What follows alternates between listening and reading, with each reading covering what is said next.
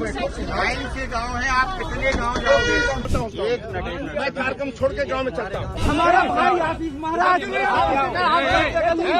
UP के महोबा जिले में भाजपा विधायक ब्रजभूषण राजपूत और कैबिनेट मंत्री स्वतंत्र देव सिंह के बीच 30 जनवरी को टकराव हुआ था।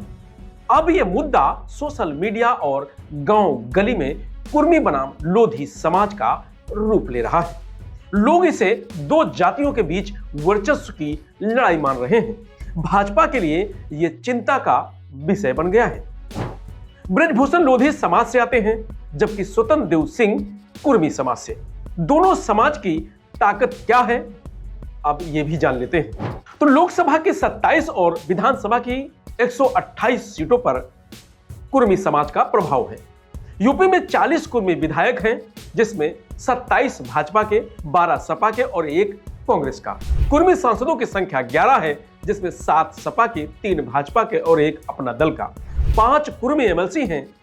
यूपी सरकार में 3 कैबिनेट मंत्री हैं, एक स्वतंत्र देव सिंह, दूसरे राकेश सचान और तीसरे आशीष पटेल, और एक राज्य मंत्री हैं जो संजय गंगवार हैं। मोदी सरकार में मंत्री पंकज चौधरी और अनुप्रिया पटेल हैं, जो केंद्र सरकार में शामिल हैं। लोधी समाज की राजनीतिक ताकत की बात करें तो समाज की आबादी 1 करोड़ 10 लाख के करीब है। प्रदेश के 70 विधानसभा और 12 लोकसभा क्षेत्रों में निर्णायक भूमिका रहती है। मोदी मंत्रिमंडल में समाज के मंत्री बीएल वर्मा केंद्रीय राज्य मंत्री और योगी आदित्यनाथ की सरकार में समाज के मंत्री धर्मपाल सिंह पशुधन मंत्री, संदीप सिंह बेसिक शिक्षा मंत्री, जो कल्याण सिंह के पोते हैं। यूपी में लोधी समाज के 23 विधायक हैं, जिसमें 19 भाजपा के और 4 सपा के पास हैं। लोधी समाज के 3 सांसद हैं, 2 भाजपा के साथ हैं, जिसमें साक्षी महाराज और मुकेश राजपूत, 1 समाजवादी पार्टी के साथ हैं, जो अजेंद्र राजपूत हैं। इन आंकड़ों से आप अंदाजा लगा सकते हैं कि बीजेपी क्यों चुप है और मंत्री विधायक दोनों पर कार्रवाई करने से क्यों बच रही है। ब्राह्मण विधायक की बैठक से बीजेपी फूंक फूंक कर कदम रख रही है, लेकिन समाज में इसका आक्रोश बढ़ता जा रहा है। मंत्री से भिड़ने के बाद विधायक ब्रजभूषण शरण सिंह तो मुख्यमंत्री योगी आदित्यनाथ से भी भिड़ने को तैयार हैं। दरअसल 30 जनवरी को जल शक्ति मंत्री स्वतंत्र देव सिंह महोबा में एक कार्यक्रम में पहुंचे थे। वहां से निकले तो रास्ते में चरखारी विधायक ब्रजभूषण राजपूत ने उनका काफिला रोक लिया। ब्रजभूषण के साथ करीब 100 से अधिक ग्राम प्रधानों का आरोप था कि जल जीवन मिशन के काम पूरे नहीं किए गए हैं, पाइपलाइन लीकेज हैं, नल कनेक्शन नहीं हुए हैं, टंकी टूटने और टंकी नहीं बनने से जनता परेशान है। इसको लेकर मंत्री और विधायक के बीच सड़क पर घंटों नोकझोंक हुई। इसके बाद सोशल मीडिया पर स्वतंत्र सेना के पेज से ब्रजभूषण राजपूत को घेरा जा रहा है। कुर्मी समाज के युवा और नेता भी ब्रजभूषण पर आरोप लगा रहे हैं। वहीं ब्रजभूषण राजपूत के समर्थक और लोधी समाज के युवा स्वतंत्र देव को कटघरे में खड़ा कर तरह तरह के आरोप लगा रहे हैं। पूरा विवाद कुर्मी बनाम लोधी समाज का होता जा रहा है, जिसने भाजपा की चिंता बढ़ा दी है। पार्टी को फीडबैक मिल रहा है कि इससे दोनों जनप्रतिनिधियों से जुड़ी जातियों और समर्थकों में नाराजगी बढ़ रही है। यही वजह है कि मंत्री का रास्ता रोककर घेराव करने वाले विधायक को 5 दिन बाद भी पार्टी की ओर से नोटिस तक जारी नहीं किया गया है। सूत्रों के मुताबिक पार्टी के प्रदेश महामंत्री धर्मपाल सिंह ने ब्रजभूषण राजपूत से फोन पर बात कर पूरे मामले की जानकारी ली। ब्रजभूषण ने उन्हें बताया कि इस घटना से पहले वह मंत्री को कई बार पत्र लिख चुके हैं। इसके बाद भी हर घर नल योजना में कोई सुधार नहीं हुआ है। सूत्रों के मुताबिक पार्टी की चिंता है कि ब्रजभूषण राजपूत के बाद अब कई अन्य विधायक भी क्षेत्र में मंत्रियों के साथ ऐसी हरकत ना कर दें, जिससे मंत्री और सरकार दोनों डरे हुए हैं। लोध समाज को बीजेपी का वोट बैंक माना जाता है। समाज के नेता पशुधन मंत्री धर्मपाल सिंह और केंद्रीय मंत्री बीएल वर्मा भाजपा प्रदेश अध्यक्ष पद के दावेदार थे।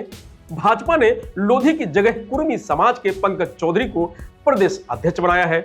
लोध समाज से प्रदेश अध्यक्ष नहीं बनाए जाने से समाज के नेता पहले से असंतुष्ट हैं। उसके बाद अब विधायक ब्रजभूषण राजपूत विवाद के बाद समाज में नाराजगी और बढ़ गई है। भाजपा इस विवाद को लेकर जमीनी फीडबैक जुटा रही है। इस मामले को लेकर सोशल मीडिया पर चल रही खबरों और पोस्ट भी आकलन कर रही है। इस मामले को लेकर सोशल मीडिया पर चल रही खबरें और पोस्ट का भी आकलन किया जा रहा है। पार्टी की ओर से स्थानीय नेताओं को इस तरह के विवाद शांत कराने के लिए कहा गया है। भाजपा के एक वरिष्ठ नेता का मानना है कि पूरे मामले में सरकार और संगठन को दखल देकर इसे समाप्त करना चाहिए। सीएम योगी आदित्यनाथ और बीजेपी प्रदेश अध्यक्ष पंकज चौधरी को जल शक्ति मंत्री स्वतंत्र देव सिंह और विधायक ब्रजभूषण राजपूत को एक साथ बैठाकर इस पर चर्चा करनी चाहिए ताकि इस मामले को लेकर सोशल मीडिया पर चल रही खबरें और पोस्ट का भी आकलन किया जा रहा है। पार्टी की ओर से स्थानीय नेताओं को इस तरह के विवाद शांत कराने के लिए कहा गया है। जानकारों का मानना है कि विधायकों के क्षेत्र में जवाबदेही होती है, जनता को दिखाना होता है कि उन्होंने कुछ काम किया है। शायद यही वजह थी कि विधायक ने मंत्री को बीच सड़क पर रोककर उनसे सवाल जवाब किया, जबकि विधायक मंत्री से बंद कमरे में बैठकर भी ये चर्चा कर सकते थे। अपनी ही पार्टी के मंत्री को इस तरह रोकना उनका एक अंदाज हो सकता है, लेकिन बात मर्यादित ढंग से कही जा सकती थी। जहां तक दोनों समाज के बीच टकराव की बात है तो कुर्मी और लोधी का कोई टकराव अब तक नहीं रहा है। तो भाजपा के एक पदाधिकारी की माने तो बीते दिनों ब्राह्मण विधायकों को एक तरफा चेतावनी देकर पार्टी के प्रदेश अध्यक्ष पंकज चौधरी ब्राह्मणों की नाराजगी झेल चुके हैं। इसलिए इस मामले में पार्टी एक तरफा कार्रवाई करने से बच रही है। यदि कार्रवाई हुई तो जल शक्ति मंत्री स्वतंत्र देव सिंह और विधायक ब्रजभूषण राजपूत दोनों पर करनी होगी। इसीलिए पार्टी ने मामले को धीरे धीरे शांत करने का माध्यम अपना रही है। जल जीवन मिशन के तहत यूपी में हर घर नल योजना के तहत घर घर शुद्ध पेयजल पहुंचाने का काम किया जा रहा है। 2024 तक इस काम को पूरा करना था, लेकिन यूपी में कामकाज की धीमी गति के चलते प्रोजेक्ट का समय लगातार आगे बढ़ता जा रहा है।